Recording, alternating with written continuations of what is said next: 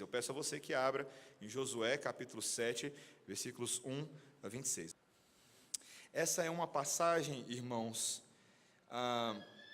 riquíssima. Quando eu estive estudando essa semana, eu hesitei um pouco, achando que eu não daria conta de fazer toda a teologia desse texto em apenas um sermão. Eu encontrei uma forma de fazer isso e de fazer com que seja também prático para os nossos corações, e que a palavra do Senhor nos oriente dessa forma, nessa manhã. Ela diz assim: prevaricaram os filhos de Israel nas coisas condenadas, porque Acã, filho de Carmi, filho de Zabdi, filho de Zera, da tribo de Judá, tomou das coisas condenadas. A ira do Senhor se acendeu contra os filhos de Israel. Enviando, pois, Josué de Jericó alguns homens a Ai, que está junto a Bet-Aven, ao oriente de Betel, falou-lhes, dizendo: subi e espiai a terra. Subiram, pois, aqueles homens e espiaram Ai. E voltaram a Josué e lhe disseram: não suba todo o povo, subam uns 2 ou 3 mil homens a ferir Ai. Não fatigueis ali todo o povo, porque são poucos os inimigos. Assim subiram lá do povo uns 3 mil homens, os quais fugiram diante dos homens de Ai. Os homens de Ai feriram deles uns 36, e aos outros perseguiram desde a porta até as pedreiras, e os derrotaram na descida. E o coração do povo se derreteu e se tornou como água. Então Josué rasgou as suas vestes e se prostrou em terra sobre o rosto perante a arca do Senhor até tarde, ele e os anciãos de Israel, e deitaram pó sobre a cabeça. Disse Josué: Senhor Deus, por que fizeste este povo passar o Jordão para nos entregares nas mãos dos amorreus, para nos fazerem perecer? Tomara nos contentáramos com ficarmos da além do Jordão. Senhor, que direi? Pois Israel virou as costas diante dos seus inimigos. Ouvindo isso, os cananeus e todos os moradores da terra nos cercarão e desarraigarão o nosso nome da terra. E então, que farás ao teu grande nome? Então disse o Senhor a Josué: levanta-te, por que estás prostrado assim sobre o rosto? Israel pecou e violaram a minha aliança, aquilo que eu lhes ordenara, pois tomaram das coisas condenadas e furtaram e dissimularam, e até debaixo da sua bagagem o puseram. Pelo que os filhos de Israel não puderam resistir aos seus inimigos, viraram as costas diante deles, porquanto Israel se fizera condenado. Já não serei convosco, se não eliminardes do vosso meio a coisa roubada. Dispõe-te, santifica o povo e dize: santificai-vos para amanhã, porque assim diz o Senhor, Deus de Israel: há coisas condenadas no vosso meio, ó Israel. Aos vossos inimigos não podereis resistir, enquanto não eliminardes do vosso meio as coisas condenadas. Pela manhã, pois, vos chegareis, segundo as vossas tribos. E será que a tribo que o Senhor designar por sorte se chegará segundo as famílias. E a família que o Senhor designar se chegará por casas. E a casa que o Senhor designar se chegará homem por homem. Aquele que for achado com a coisa condenada será queimado, ele e tudo quanto tiver, porquanto violou a aliança do Senhor e fez loucura em Israel. Então Josué se levantou de madrugada e fez chegar a Israel segundo as suas tribos, e caiu a sorte sobre a tribo de Judá. Fazendo chegar a tribo de Judá, caiu sobre a família dos Zeraitas. Fazendo chegar a família dos Zeraitas, homem por homem, caiu sobre Zabdi. E fazendo chegar a sua casa, homem por homem, caiu sobre Acã, filho de Carmi, filho de Zabdi, filho de Zera, da tribo de Judá. Então disse Josué a Acã: filho meu, dá glória ao Senhor, Deus de Israel, e a ele rende louvores. E declara-me agora o que fizeste, não mo ocultes. Respondeu Acã a Josué e disse: verdadeiramente pequei contra o Senhor, Deus de Israel, e fiz assim e assim. Quando vi entre os despojos uma boa capa babilônica e 200 siclos de prata e uma barra de ouro do peso de 50 siclos, cobicei-os e tomei-os. E eis que estão escondidos na terra, no meio da minha tenda, e a prata por baixo. Então Josué enviou mensageiros que foram correndo à tenda, e eis que tudo estava escondido nela, e a prata por baixo. Tomaram, pois, aquelas coisas do meio da tenda, e as trouxeram a Josué e a todos os filhos de Israel, e as colocaram perante o Senhor. Então Josué e todo Israel com ele tomaram Acã, filho de Zera, e a prata, e a capa, e a barra de ouro, e seus filhos, e suas filhas, e seus bois, e seus jumentos, e suas ovelhas, e sua tenda, e tudo quanto tinha, e levaram-nos ao vale de Acor. Disse Josué: por que nos conturbaste? O Senhor hoje te conturbará. E todo Israel o apedrejou, e depois de apedrejá-los, queimou-os. E levantaram sobre ele um montão de pedras, que permanece até o dia de hoje. Assim o Senhor apagou o furor da sua ira, pelo que aquele lugar se chama o Vale de Acor, até ao dia de hoje. Essa é a palavra do Senhor. Vamos orar. Senhor, nós precisamos desesperadamente de Ti nessa manhã, para nos ajudar a compreender a Tua lei, a sobrevivermos quando chegarmos do outro lado, e a olharmos para Cristo Jesus, no nome de quem nós oramos. Amém. Irmãos, ser ousado, atrevido, arrojado, é uma característica que muitos nos nossos dias acham que é essencial para se dar bem na vida, não é mesmo? Você tem que ser um pouco ousado, arrojado, eu misturei as duas palavras, ficou ousado. Ousado, arrojado, mas na maioria das vezes a Bíblia mostra que essa suposta ousadia e esse atrevimento humano não passam do antigo e tolo excesso de confiança, que tanto o livro de Provérbios fala e a palavra de Deus fala. Me lembra aquela famosa história do gatinho, que um belo dia se vê diante de um espelho, e quando ele se olha no espelho, a imagem que ele vê é de um verdadeiro leão, e fica lá o gatinho, uau, se achando um leão, e assim ele convida todos os cachorros mais brabos da rua, e passa a desfilar diante deles, enquanto cita o Salmo 23, ainda que eu ande pelo vale da sombra da morte, não temerei mal algum. Excesso de confiança, confiança que não corresponde à realidade, e que não leva ao sucesso, e sim à ruína, ao desastre do homem, que se coloca gratuitamente na boca do perigo. O motorista de trânsito que, pensando ser muito habilidoso, se coloca acima de todas as leis das vias, dirigindo tresloucadamente, coloca em risco a sua própria vida, coloca em risco a vida de outras pessoas. O homem que aposta em seu dinheiro em jogos de alto risco, pois está se sentindo com sorte hoje, acordei com sorte. A jovem que pensa estar no controle de amizades perigosas, que acabam conduzindo ela a cometer as mais impensadas barbáries.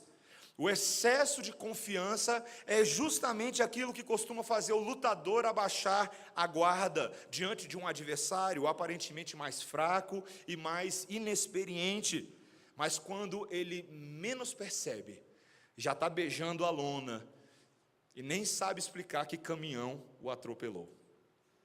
Meus irmãos, hoje nós estamos diante do poderoso povo de Israel, aqueles diante de quem as impenetráveis muralhas de Jericó caíram, vieram abaixo. Eles estão festivos, eles estão dando tapinhas uns nos outros, eles estão cantando cantigas de vitória, porque o Senhor era com eles, e a fama de Josué corria por toda a terra. É o que nós lemos no último versículo do capítulo anterior, versículo 27. Mas hoje nós aprenderemos o que acontece quando se abaixa a guarda. Quando nós nos esquecemos da instrução do Senhor e abusamos da sua santidade, o Senhor não terá por inocente aquele que proceder desta forma. E o texto nos mostra 4 problemas que nós temos que aprender a lidar com eles na vida de santificação do povo. O problema da suposição, o problema da humilhação, o problema da violação e o problema da reparação. São 4 realidades que nós vamos lidar nesse texto: suposição, humilhação, violação e reparação. Então vamos ver primeiro o problema da suposição. Logo no versículo 2, eu vou pular o versículo 1, a gente volta nele na frente. O avanço pela terra prometida continua. E Josué agora separa um pequeno contingente de espias e os envia a uma cidadela no meio do caminho. Uma cidadela, gente, que o nome da cidade é Ai. Olha o nome da cidade. Pode parecer engraçado em português, é ainda mais engraçado em hebraico, porque o hebraico Ai significa a ruína. Esse é o nome da cidade, gente. A ruína. Imagina o povo de Israel, os israelitas ouvindo o nome da cidade no caminho e já começando a cantar alguns cânticos na sua cabeça. Ai, ai, ai, lá vem a ruína de Ai. Imagina. E meus irmãos, é exatamente esse o relatório que os espias trazem. Eles voltam daquela breve excursão e eles chegam para Josué muito claramente, a partir do versículo 3, e dizem: olha, comandante, seguinte, a cidade é pequena, não vai dar nem para o cheiro. Faz o seguinte, manda só um pequeno exército, 2 ou 3 mil homens, para não cansar o povo todo. Liquidou, fechou, bola para frente, o jogo continua, a gente não precisa se preocupar muito. E lá vai, Josué faz exatamente isso, ele ouve a orientação dos espias, separa 3 mil homens e manda. E meus irmãos, ninguém poderia prever a surra que Israel tomou. Uma surra, sabe uma surra, 7-1? Uma surra. Meus irmãos, não somente o texto nos diz, nos versículos 3 e 4, que 36 homens foram feridos letalmente no caminho, essa é a ideia no hebraico, morreram, como o povo de Israel fugiu, correndo da porta da cidade até as pedreiras, com um povinho de Ai na cola deles, perseguindo e destruindo todo mundo pelo caminho. Uma surra. E o texto nos diz que algo terrível acontece no coração do povo, o coração deles se derreteu. A mesma coisa que havia acontecido com os outros povos no passado. Lembra quando eles ouviram a notícia de que o povo de Israel estava chegando? Lembra o povo de Jericó? O coração deles havia se derretido, mas agora a reversão tomou conta e o próprio povo de Israel se encontra completamente rasgado pelo meio. Meus irmãos, vocês percebem aqui um certo padrão de presunção na forma de Israel de agir? No passado, esse povo seguia, e não muito tempo atrás, um pouco de tempo atrás, esse povo seguia as dicas de Deus quando, por ocasião da derrota de Jericó, a maneira como eles deveriam proceder, a forma como tudo deveria acontecer, mas neste momento, os espias agora já chegam dando dicas para o comandante, o que é melhor fazer com base nas suas opiniões, mas sem consultar os senhores, sem consultar o próprio comandante dos exércitos. Meus irmãos, no povo de Deus existem muitas pessoas assim, pessoas que baixam a guarda, que começam a supor qual é a melhor maneira de nós vivermos a vida cristã e saem dando opinião de tudo, porém sem sabedoria, sem discernimento. Já viu pessoas que sabem como resolver a vida de todo mundo da igreja, da liderança, o que pode fazer para o culto ficar mais animadinho, a vida das famílias da igreja, ele fica te dando pitacos de como você deve criar os seus filhos, mas ele mesmo ou ela mesma não se submete à palavra de Deus, porque a sua vida é orientada por achismo e não por escritura. Achismo e esnobismo são uma péssima combinação. Uma péssima combinação. Essa é uma forma de abaixarmos a guarda, quando agimos por impulso, por empolgação do momento, sem reflexão sobre qual é a maneira mais sábia de proceder, quando falamos sem pensar, quando não medimos a consequência daquilo que fazemos, acabando nos tornando como pedra de tropeço, pessoas que são inúteis.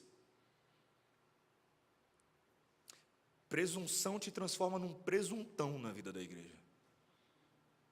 alguém sem nenhum valor. Esse foi o primeiro problema do povo, meus irmãos. Suposição e não certeza. Mas veja que em segundo lugar também agora existe um problema de lidar com a humilhação. Versículo 6.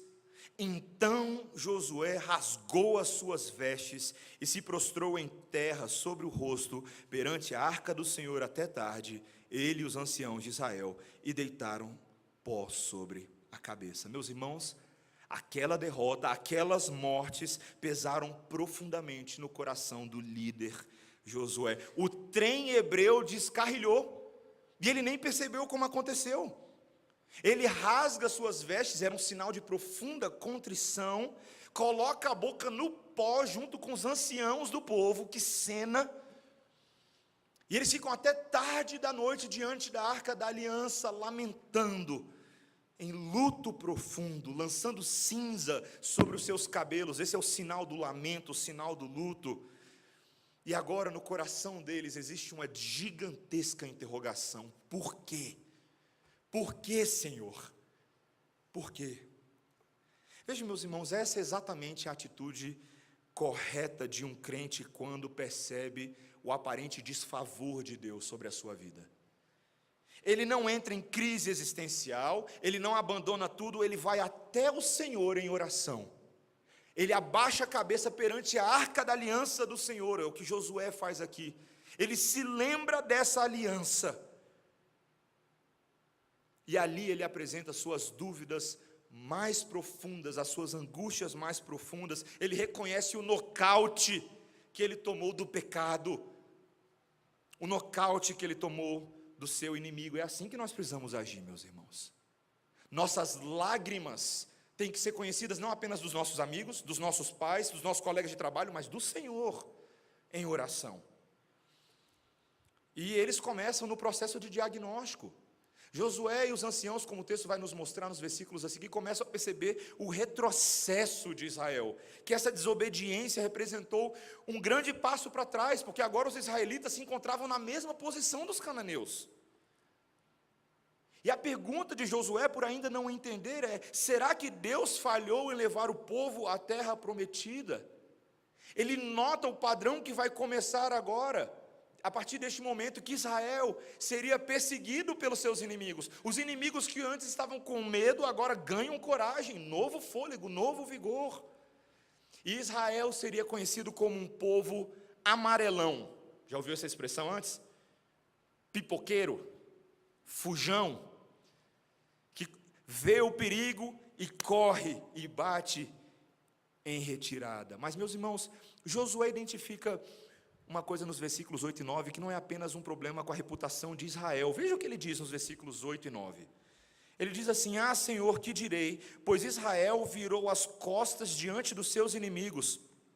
Ouvindo isso, os cananeus e todos os moradores da terra nos cercarão e desarraigarão o nosso nome da terra.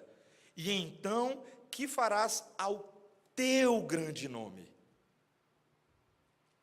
O nome de Israel foi dado por quem? Por Deus. Israel é um representante, um agente de Deus no mundo. E aquilo que acontece a Israel, na verdade, é uma representação da percepção que as pessoas têm sobre o próprio Deus.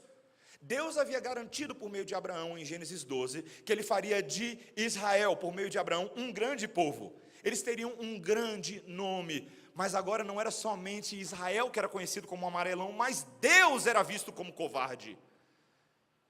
Deus era visto como fraco. Meus irmãos, tantas vezes nós não percebemos essa relação de importância ou de diferença entre aquilo que seria a nossa reputação, mas a reputação de Deus em nós e através de nós. Quando eu era pequeno, e eu vou descrever, irmãos, meio como confissão de pecado, eu não me orgulho do que eu fiz, mas eu quero mostrar como o princípio estava certo, apesar das minhas pífias ações. Eu tinha um grande amigo, e nós estávamos jogando bola debaixo do prédio. Muita gente já fez isso, certo? Eu era criança, estava jogando futebol com ele.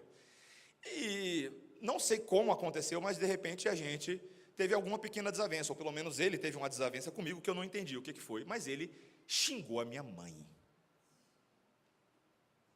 Meus irmãos, eu não sou um homem dado a brigas. Quem me conhece sabe que eu acho que eu conto nos dedos na minha vida quantas vezes eu me senti impulsionado a brigar com alguém, ou de fato consumei isso, mas sem pensar duas vezes, meus irmãos, eu peguei uma barra de ferro e meti nas costas dele. Nenhum amigo meu jamais havia xingado a minha mãe. Eu não pensei duas vezes, eu peguei aquela barra, meti nas costas dele, depois saí correndo, subi o prédio, fiquei escondido lá em cima, chorando no canto. Meu pai chega, me olha, eu chorando lá em casa, o que foi que aconteceu? Filho, meu amigo xingou a mamãe. Não satisfeito, meu amigo, que eu achei que eu tinha machucado muito, porque eu bati muito forte nele, ele toca no interfone lá de casa, pega o interfone e xinga de novo. Eu, com mais ira ainda, dei um murro numa janela de vidro e cortei. Essa marquinha que eu tenho aqui até hoje foi desse murro que eu dei no vidro que eu estilhacei da porta da cozinha. Meus irmãos, certamente o que eu fiz, as minhas ações foram erradas, porque eu tomei justiça nas próprias mãos. Mas o princípio não estava errado. O princípio de ficar indignado quando os nossos superiores são ofendidos deveria nos ofender. Isso não acontece muitas vezes. Nós não vemos nenhum problema quando o nosso Deus é zombado, chacoteado, é feito graça dele, e nós ficamos passivos e omissos, em vez de termos uma voz profética neste mundo, que diga, isso não é aceitável. Isso não é aceitável. Nós não saímos por aí como justiceiros no meio da noite, metendo barra de ferro nas costas das pessoas. Nós não fazemos isso. Não é o nosso chamado. O nosso chamado é pregar corajosamente a Cristo neste mundo e não se envergonhar dele. Paulo reconhece em Romanos, capítulo 1, versículos 16 e 18, por isso não me envergonho do Evangelho, porque é o poder de Deus para a salvação de todo aquele que crê. Nós não podemos nos envergonhar. Parte da humilhação de Israel era o próprio sentimento de vergonha. Eles deixaram a peteca cair, eles falharam com o seu próprio Deus. Não foram embaixadores fiéis. Mas em terceiro lugar, meus irmãos, não apenas é um problema de suposição, um problema de uma humilhação que agora está sendo melhor compreendida, mas é também um problema, em terceiro lugar, de violação. Deus vira para Josué logo no versículo 10 e diz, então disse o Senhor a Josué, levanta-te, porque estás prostrado assim sobre o rosto? Israel pecou e violaram a minha aliança, aquilo que eu lhes ordenara. Retomando aquilo que ele fala no versículo 1, que a gente pulou, volte no versículo 1. O versículo 1 funciona como um resumo de toda a passagem, por isso que a gente pulou ele. Porque ele resume tudo o que aconteceu. E a primeira coisa que o versículo 1 diz, qual que é o primeiro verbo que está aí? Prevaricaram. Não é uma palavra que a gente usa muito hoje em dia, mas significa foram infiéis. Foram infiéis. Israel perdeu a batalha por causa da sua infidelidade, por causa da sua prevaricação, porque não honraram os seus compromissos e os seus votos de fidelidade à aliança do Senhor, da maneira como o Senhor estava o sustentando até aquele momento. Meus irmãos, o que é interessante, eu sei que você sabe que na história o problema foi o pecado de um homem, a gente vai chegar já já. Mas você notou que ele falou que Israel pecou? Não apenas um homem. Israel pecou. As ações de um homem foram representativas do problema para a nação. Veja que ele utiliza agora verbos no plural para designar isso a partir do versículo 11, na segunda parte, quando ele diz, pois tomaram das coisas condenadas, tomaram, está vendo? Furtaram, dissimularam e debaixo da sua bagagem o puseram. As ações de um único homem são representativas, elas federalizam aquilo que a nação de Israel de fato faz e pensa e como eles agem. Meus irmãos, esse princípio da representatividade federal é um princípio importantíssimo nas Escrituras. Porque Deus considera sim que toda a nação foi contaminada por causa da ação de um homem. É curioso a gente pensar que tantas vezes quando a gente peca contra Deus, isso eu sei que acontece com você e acontece comigo, a gente acha que o problema é só com a gente, não é? Eu pequei. Quando o pecado tem uma dimensão individual, a gente pensa assim, que bom, é um pouco menos complicado, porque eu só estou afetando a mim mesmo. Isso já passou pela sua cabeça?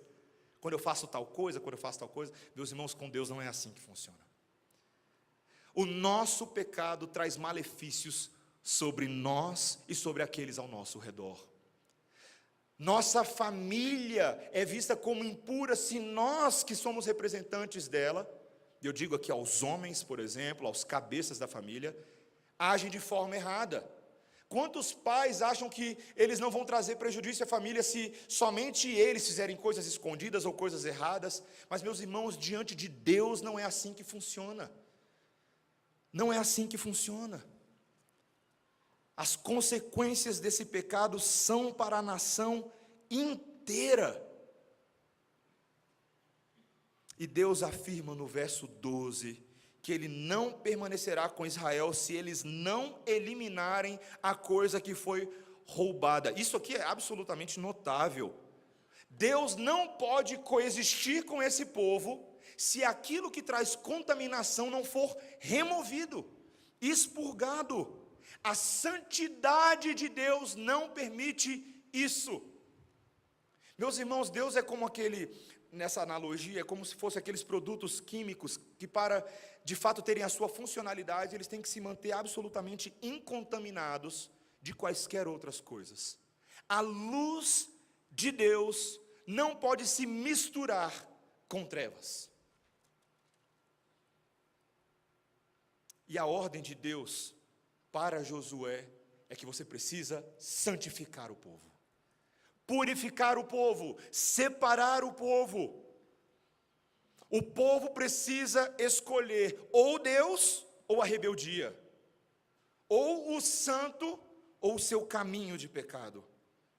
Meus irmãos, nós precisamos enxergar essa necessidade de eliminação do pecado nas nossas vidas como algo preeminente e urgente. Nós lemos hoje no texto de Hebreus, capítulo 10, versículo 26 em diante, de que como podemos nós, que já conhecemos a verdade, que já fomos salvos pela verdade, permanecer no pecado? Nós não podemos fazer isso. Deus não nos salva para vivermos de forma contaminada, por isso Ele pede a Josué que santifique o povo. Não somente Ele dá essa instrução no versículo 13, mas Ele passa a mostrar também, nos versículos 14 e 15, de que Ele trataria especificamente do pecador. Ele faria uma espécie de funil de eliminatória, usando ali artifícios que Ele daria ao povo. Ele faria com que a sorte fosse saindo do nível da tribo para as famílias, das famílias para as casas, e das casas, enfim, para a pessoa que cometeu. E assim, o juízo grave de Deus deveria acontecer. Veja o versículo 15: aquele que for achado com a coisa condenada será queimado, ele tudo quanto tiver, porquanto violou a aliança do Senhor, e ele fez loucura em Israel. Meus irmãos, às vezes o nosso pecado ele parece muito pequenininho, não é verdade? Ai, pastor, eu não cometo pecados a ponto de ser queimado. A gente pensa assim. E porque a gente não tem medo nem do nosso Deus, nem das consequências do pecado, a gente vive no pecado como se não tivesse nenhum problema. Nós não somos diligentes e esforçados para sair do hábito de pecado.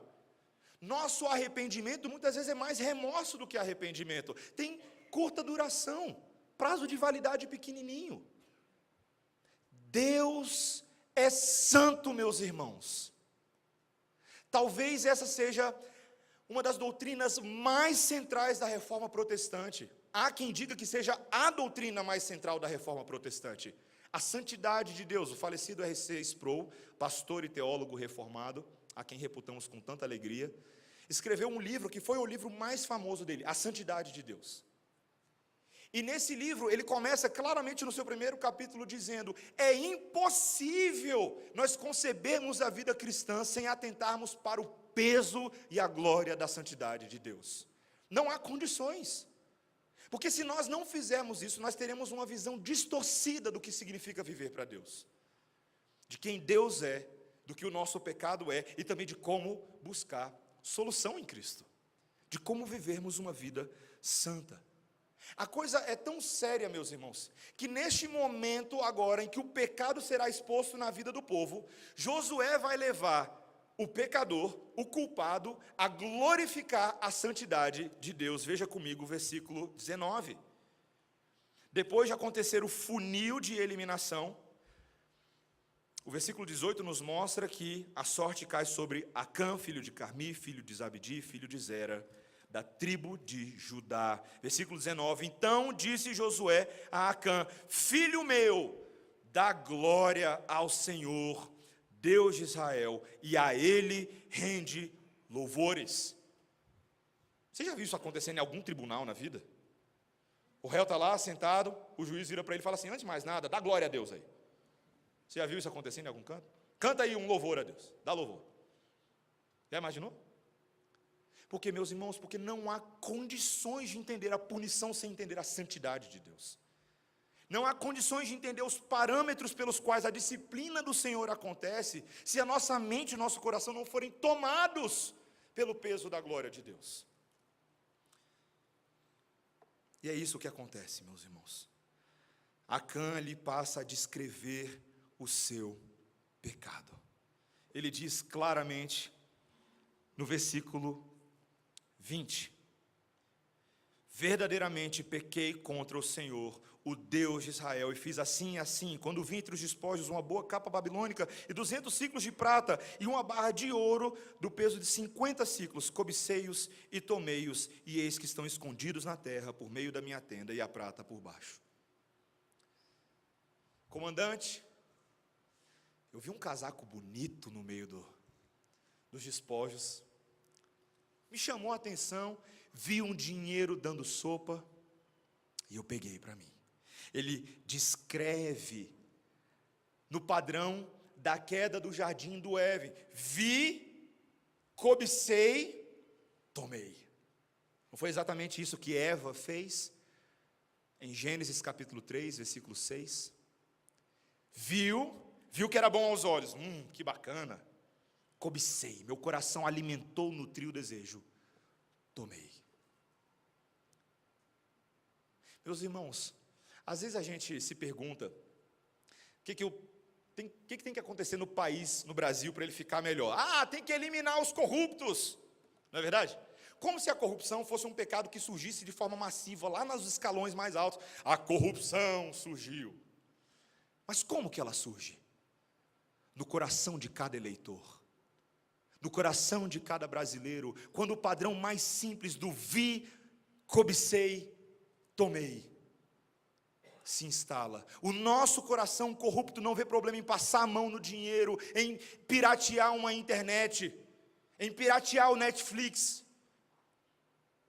Nós não vemos problema em plagiar trabalhos e roubar o pensamento intelectual de outras pessoas.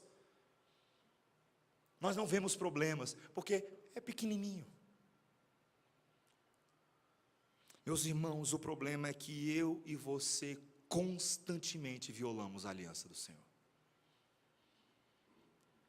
Parece duro, né? É duro mesmo. Não há cristianismo sem isso aqui que a gente está fazendo agora, meus irmãos. Não há. Se você quer um evangelho frufru, se você quer um evangelho em que eu ou qualquer outra pessoa fique passando a mão na sua cabeça, afagando o seu ego, é melhor você sair por essa porta agora mesmo. Porque esse não é o evangelho. É melhor você rasgar a Bíblia, porque ela não tem valor nenhum para você. Nós não temos como fugir disso, meus irmãos. Nós fomos salvos para enxergar o tamanho do nosso pecado e possamos agora também enxergar o tamanho da graça de Deus. Acã fez uma confissão verdadeira, boa, honesta, era isso mesmo que ele precisava fazer.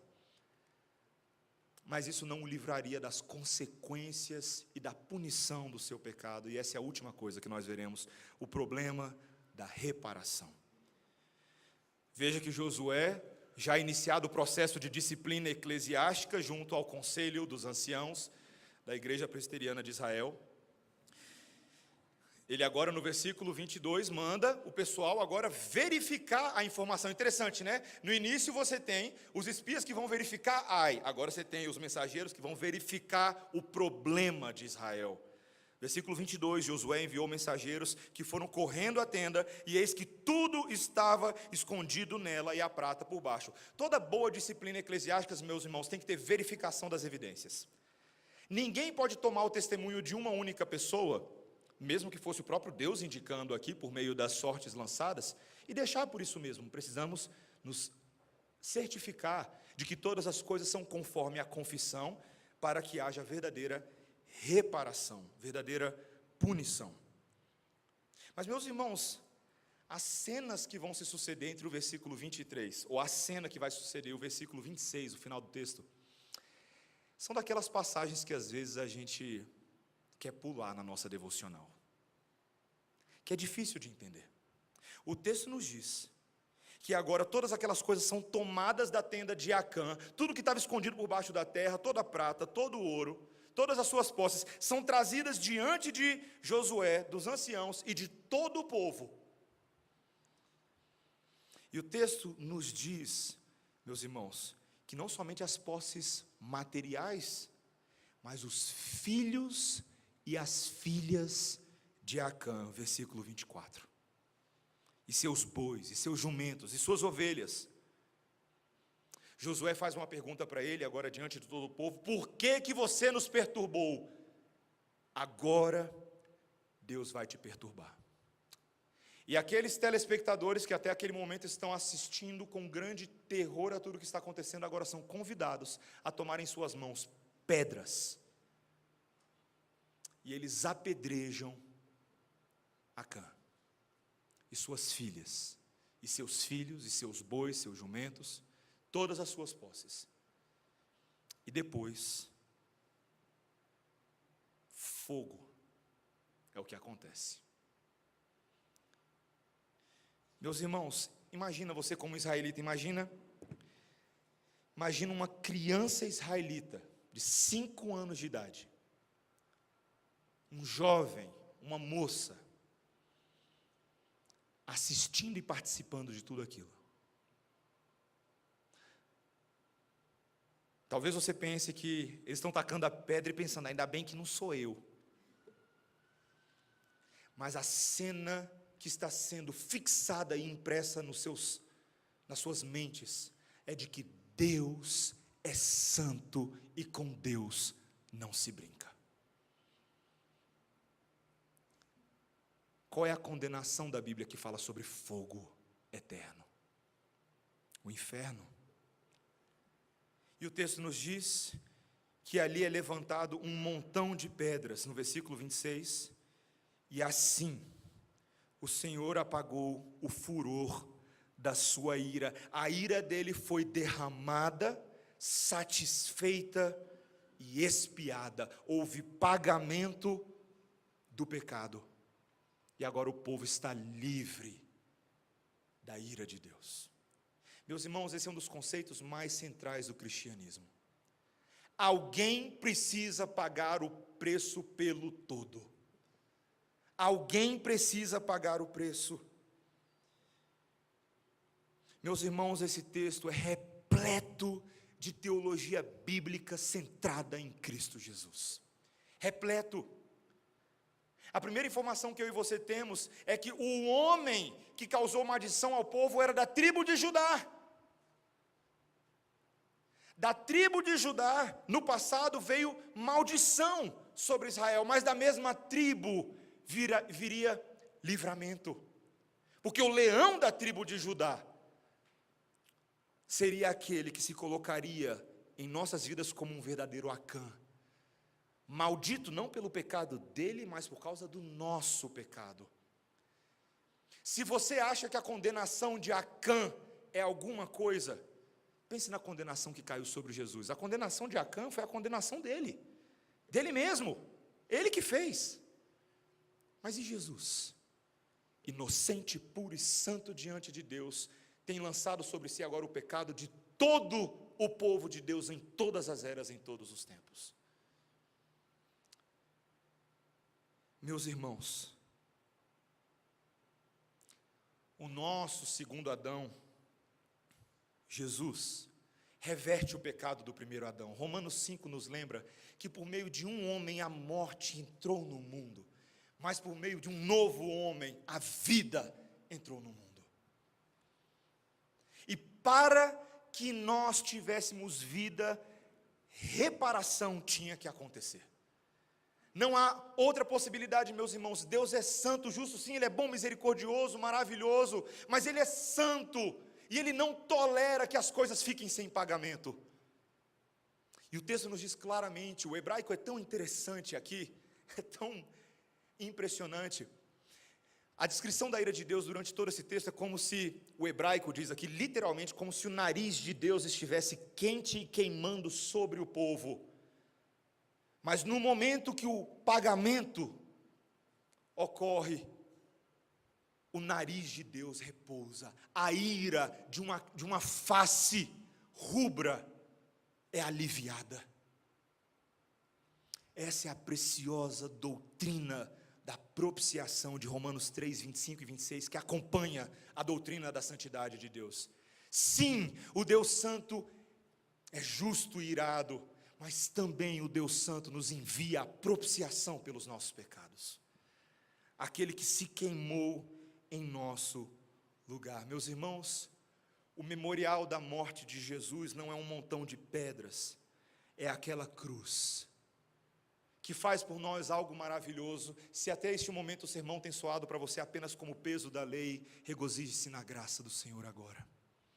Porque Romanos 3, 24, irmãos, ele fala, sendo justificados gratuitamente pela graça de Deus, mediante a redenção que há em Cristo Jesus, a quem Deus propôs no seu sangue como propiciação, mediante a fé, para manifestar a sua justiça, por ter Deus na sua tolerância deixado impunes os pecados anteriormente cometidos, tendo em vista agora a manifestação da sua justiça no tempo presente, para Ele mesmo ser justo e o justificador daqueles que têm fé em Cristo Jesus. Glória a Deus, meus irmãos. Que maravilhosa mensagem para mim e para você nessa manhã.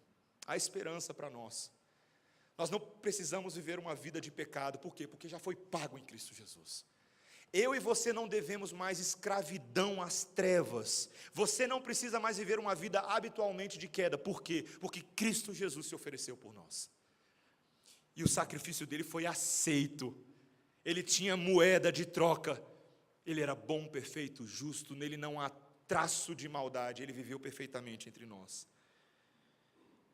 A nossa punição foi lançada sobre ele. Sabe qual que é a conclusão desse texto, meus irmãos? Nós falamos até agora sobre o problema do excesso de confiança, não é verdade? Mas, ironicamente, o final dessa mensagem é que nós precisamos sim ter excesso de confiança em Jesus, não em nós, mas em Jesus, que hoje se apresenta vivo para nos purificar, para nos santificar, como nós lemos no início deste culto. Foi Ele que adentrou agora o Santo dos Santos, pelo novo e vivo caminho. Tinha uma música que a gente cantava assim no passado, vocês lembram dessa música, né? Pelo sangue de Jesus eterno e sumo sacerdote. Que lindo, meus irmãos. Que nós possamos hoje, de fato, adorar o nosso Deus com excesso de confiança no Senhor Jesus. Que Ele nos ajude a sermos assim. Que nós evitemos a suposição, o esnobismo, o achismo, porque agora nós temos a verdade e a sabedoria do nosso Redentor. Que nós evitemos uma humilhação gratuita e uma covardia, porque temos do nosso lado o Senhor dos Exércitos que vence as nossas batalhas. Que nós jamais pensemos em violar novamente a aliança do Senhor, porque o Senhor Jesus Cristo religou essa aliança, Ele refez a conexão. Que nós não tenhamos que viver uma vida de reparação, uma vez agora apoiados no perfeito reparador, o nosso Senhor Jesus Cristo. Eu e você não precisamos ir ao Padre confessar os nossos pecados, nós não precisamos rezar o terço, nem Ave Maria, nós temos o único mediador entre Deus e os homens, que nos salva hoje. Amém? Vamos orar, irmãos. Senhor Deus, nós estamos diante de um texto pesado, mas um texto também que aponta para Cristo e para a graça. Senhor, nós queremos te louvar nessa manhã, porque mesmo tantas vezes quando nós abaixamos a guarda diante do pecado e no inimigo, nós nos esquecemos que estes já foram derrotados na cruz. Ainda que eles tenham efeitos hoje, e eventualmente nos façam beijar a lona, Senhor, nós temos o Santo que nos ajuda a andar em santidade. Queremos ser santos como Ele é santo, esse é o nosso chamado, Senhor. Pela fé no Filho de Deus e na força do Espírito Santo, nos ajuda, Senhor, a sermos santos como Tu és santo. Ajuda-nos a levar a sério a vida cristã, Senhor, a não brincarmos em serviço. Senhor, nós não estamos atrás de holofotes, de números. O Senhor está atrás de adoradores que o adorem em espírito e em verdade. Ajuda-nos, Senhor, a sermos agradáveis na santidade de Cristo, em nome de Jesus. Amém. Vamos ficar de pé, irmãos, vamos cantar ao Senhor.